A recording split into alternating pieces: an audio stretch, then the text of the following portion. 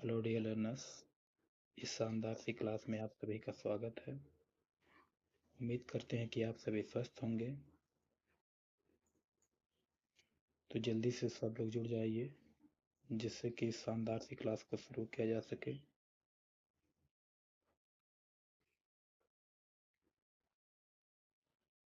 जल्दी से जुड़ जाइए सब लोग।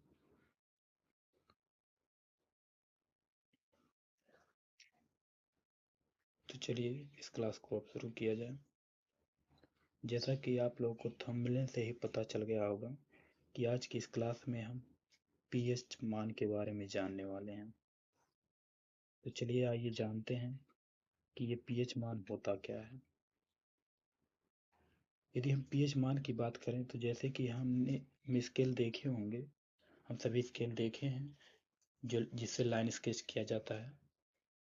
तो उसमें जैसे नंबर लिखा रहता है, कुछ नंबर लिखे रहते हैं, तो उसके माध्यम से हम क्या करते हैं, लाइन स्केच करते हैं। तो ठीक उसी प्रकार पीएच स्केल में भी क्या होता है, नंबर लिखे रहते हैं। और इससे हमें क्या पता चलता है, तो बात करते हैं क्या होता है। तो पीएच एक संख्यात्मक मापक है। पीएच क्या है, एक संख्यात्मक मापक है। पीएच क्या है, एक संख्यात्मक मापक। मापक मतलब स्केल है जो किसी भी पदार्थ की क्या करता है, अम्लीयता तथा क्षारीयता को प्रदर्शित करता है कि कोई पदार्थ अम्लीय है कि क्षारीय है। अम्लीय का मतलब, अम्लीय पदार्थ का मतलब यह है कि कोई वस्तु स्वाद में खट्टा है। जैसे हम दैनिक जीवन में खाने वाली चीजों में जैसे नींबू हो गया, सिरका हो गया, ठीक है। तो ये सभी पदार्थ क्या हैं, अम्लीय। अब बात करते हैं क्षारीय की। तो क्षारीय वे पदार्थ होते हैं जो स्वाद में कैसे होते हैं, कड़वे होते हैं। स्वाद में कैसे होते हैं, कड़वे होते हैं। जैसे हमारा डिटर्जेंट पाउडर हो गया जो हम कपड़े धोने में इस्तेमाल करते हैं, तो ये क्या है, क्षारीय पदार्थ है। तो पीएच स्केल से हमें पता चलता है कि कोई वस्तु अम्लीय है कि क्षारीय है। ठीक है, चलिए आगे समझते हैं। और यह जो पीएच स्केल होता है, यह किसी बिलियन के 1 लीटर में उपस्थित ग्राम हाइड्रोजन आयंस के सांद्रण के व्युत्क्रम का लघुगणक होता है। क्या होता है, यह किसी बिलियन के 1 लीटर में उपस्थित ग्राम हाइड्रोजन आयंस के सांद्रण के व्युत्क्रम का लघुगणक होता है। और इसके लिए हम एक फार्मूला इस्तेमाल करते हैं। क्या होता है, पीएच बराबर log 1/H plus ion. PH बराबर क्या होता है, log 1/H प्लस आयन। उम्मीद करते हैं कि आपको ये समझ में आ गया होगा। चलिए आगे बढ़ते हैं और अब जानते हैं थोड़ा सा पीएच स्केल के बारे में, पीएच मापदंड आखिर इसके बारे में थोड़ा डिटेल में समझते हैं। तो कोई भी घोल है, ठीक है, अभी हमने बताया कि कोई भी पदार्थ है तो उसकी अम्लीयता क्षारीयता को मापने के लिए हम पीएच स्केल का उपयोग करते हैं। तो ये देखिए यहाँ पर लिखा भी गया है, किसी घोल की अम्लीयता या क्षारीयता को व्यक्त करने के लिए एक मापदंड मतलब स्केल का उपयोग किया जाता है। इस मापदंड को ही क्या कहते हैं, पीएच मापदंड या पीएच स्केल कहा जाता है। अब बात करें पीएच स्केल को किसने बनाया था, तो सोरेसन। किसने बनाया था, सोरेसन नामक वैज्ञानिक ने पीएच स्केल को सर्वप्रथम बनाया था। बात करें पीएच का मान 0 से 4 के बीच होता है, सॉरी, पीएच का जो मान होता है 0 से 14 के बीच होता है। यानी कि 0 और 14 के बीच में ही किसी पदार्थ का पीएच मान रहेगा। समझते हैं थोड़ा और आगे कि आखिर ये कि कब कोई विलयन अम्लीय होगा, क्षारीय होगा या उदासीन होगा। चलिए समझते हैं। जब किसी विलयन के पीएच का मान 7 से कम होता है, यदि कोई भी विलयन है उसका पीएच मान जो है 7 से कम हो जाए, तो हमें ये पता चलेगा कि वह विलयन कैसा होगा, अम्लीय होगा। यदि किसी भी विलयन का पीएच मान जो है 7 से कम दिखा रहा है, यदि पीएच स्केल में हम देखते हैं कि मापन करने के बाद पीएच स्केल के माध्यम से, और हमें ये पता चल जाए कि उसका जो पीएच मान उसमें दिखा रहा है वो 7 से कम है, तो वो पदार्थ कैसा होगा या वह विलेन कैसा होगा? अम्लीय होगा। तो वह विलेन कैसा होगा? अम्लीय होगा। जब किसी विलेन का पीएच मान कितना होगा? 7 से कम। ध्यान दीजिएगा, थोड़ा ध्यान समझिएगा इस टॉपिक को, इस पॉइंट को, कि जब किसी विलेन का पीएच मान 7 से कम होगा तो वह विलेन कैसा होगा? अम्लीय होगा। और जब किसी विलेन का पीएच मान 7 से अधिक होगा, ठीक है, जब किसी विलेन का पीएच मान 7 से अधिक होगा तो वह विलेन कैसा होगा? क्षारीय। यानी कि 7 से कम रहेगा तो अम्लीय, और 7 से अधिक है यदि विलेन का पीएच मान तो क्या होगा? क्षारीय होगा। और यदि पीएच मान जो है 7 हो जाए, ठीक है, यदि किसी विलेन का पीएच मान क्या हो जाए? 7 हो जाए, तो वह विलेन कैसा होगा? उदासीन विलेन कहलाएगा। तो वह विलेन कैसा विलेन कहलाएगा?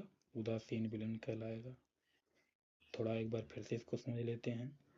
अभी हमने बताया कि जो पीएच स्केल होता है उस पर हम पीएच मान कहाँ से कहाँ तक माप सकते हैं? 0 से 14 के बीच। यानी किसी भी विलेन का पीएच मान जो है 0 से 14 के बीच मापा जा सकता है। और बात करें कि कब जानेंगे हम कि कोई विलेन अम्लीय होगा, क्षारीय होगा या उदासीन होगा, तो वही मैंने बताया कि यदि किसी विलेन का पीएच मान 7 से कम है तो वह विलेन कैसा होगा? अम्लीय होगा। और यदि किसी विलेन का मान यदि किसी विलेन का पीएच मान 7 से अधिक हो जा रहा है तो वह विलेन कैसा होगा? क्षारीय। और यदि किसी विलेन का पीएच मान 7 आ रहा है तो वह विलेन कैसा होगा? उदासीन होगा। उम्मीद करते हैं कि ये पॉइंट आपका क्लियर हो गया होगा। तो चलिए आगे बढ़ते हैं। एक पॉइंट यहाँ पर थोड़ा समझ लीजिएगा, जो दैनिक जीवन में हमें देखने को लगभग मिलता है। यानी शराब पीकर यदि कोई व्यक्ति गाड़ी चला रहा है, ठीक है, यानी तो उसकी जो पुलिसकर्मी होते हैं, पुलिस लोग क्या करते हैं? ड्राइवर की जब जांच करते हैं तो उसके द्वारा जो प्रयुक्त स्वास्थ्य विश्लेषक होता है उसमें अम्ल क्षारक क्रिया के आधार पर वो कार्य करता है। स्वास्थ्य विश्लेषक मतलब जिससे हम जांच करते हैं कि उसने ड्रिंक की है इस व्यक्ति ने कि नहीं, तो ये किसके आधार पर कार्य करता है? अम्ल क्षारक क्रिया के आधार पर कार्य करता है। ठीक है, यानी कि शराब पीकर गाड़ी चलाने वाले ड्राइवरों की जांच करने के लिए पुलिस द्वारा प्रयुक्त स्वास्थ्य विश्लेषक अम्ल क्षारक क्रिया के आधार पर ही कार्य करता है।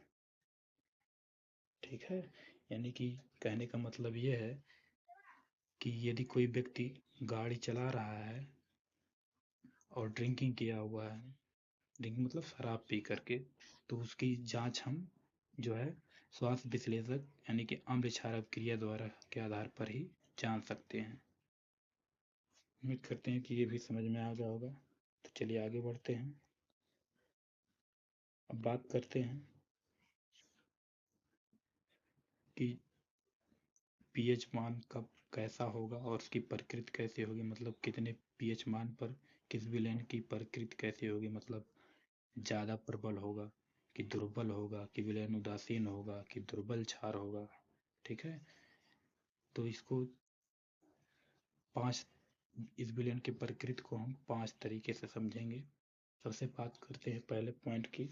तो सबसे पहला पॉइंट है, यदि किसी विलेन का पीएच मान जो है 0 से 3.5 दिखा रहा है पीएच स्केल में, यदि किसी विलेन का पीएच मान जो है पीएच स्केल में 0 से 3.5 दिखा रहा है तो वह विलेन कैसा होगा? प्रबल अम्लीय होगा। कैसा होगा? प्रबल अम्लीय मतलब स्ट्रॉन्ग एसिड है। बात करते हैं दूसरे पॉइंट की। तो यदि किसी विलेन का पीएच मान 3.5 व 7 के बीच दिखा रहा है, 3.5 व 7 के बीच दिखा रहा है, तो विलेन कैसा होगा? दुर्बल अम्लीय होगा। कैसा होगा? दुर्बल अम्लीय। बात करते हैं अगले पॉइंट की। तो अगला पॉइंट है, यदि किसी विलेन का पीएच मान 7 है तो वह विलेन कैसा होगा? उदासीन, जो कि हम पीछे डिस्कस कर चुके हैं। अब बात करते हैं अगले पॉइंट की। तो अगला पॉइंट क्या है, यदि किसी विलेन का पीएच मान जो है 7 से अधिक व 10.5 से कम हो जाए तो वह विलेन कैसा होगा, दुर्बल क्षारीय। और बात करते हैं अगले पॉइंट की। तो अगला पॉइंट क्या है, यदि किसी विलेन का पीएच मान जो है 10.5 या उससे अधिक हो जाए तो वह विलेन कैसा होगा, प्रबल क्षारीय। उम्मीद करते हैं कि ये भी आप समझ गए होंगे। तो चलिए आगे बढ़ते हैं और देखते हैं कुछ पदार्थों के पीएच मान जो कि परीक्षा की दृष्टि से बहुत ही महत्वपूर्ण है और इससे रिलेटेड क्वेश्चन पूछा जाता है। तो चलिए आइए समझते हैं कुछ ऐसे पदार्थों के पीएच मान जो हर एक एग्जाम में लगभग पूछे जाते हैं। तो बात करते हैं सबसे पहले पदार्थ की। सबसे पहला पदार्थ क्या है, हाइड्रोक्लोरिक अम्ल। क्या है, हाइड्रोक्लोरिक सांद्र हाइड्रोक्लोरिक अम्ल। अगर सांद्र हाइड्रोक्लोरिक अम्ल की बात करें तो इसका पीएच मान कितना होता है, 0। सांद्र हाइड्रोक्लोरिक अम्ल यानी कि HCl का पीएच मान कितना होता है, 0।